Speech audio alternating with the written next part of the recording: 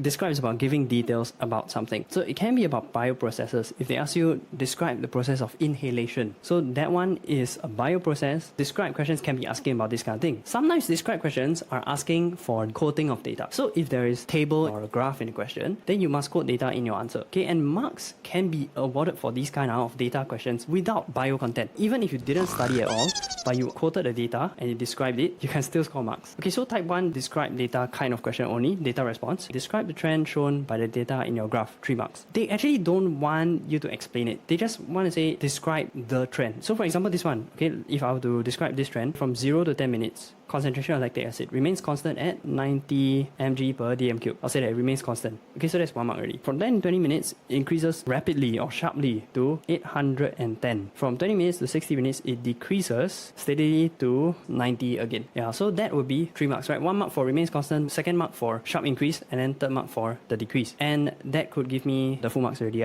You notice there's no bio explanation, right? I didn't need to explain anything about how lactic acid is generated and blah blah blah. Here is the type 2 question where it involves bio content. Describe process that generates pressure in the aorta. This one there's no data required. So we say during ventricular systole, left ventricle will contract, blood will move from left ventricle to the aorta, and that increases the pressure in the aorta. It's not very long because it's only 1 mark question.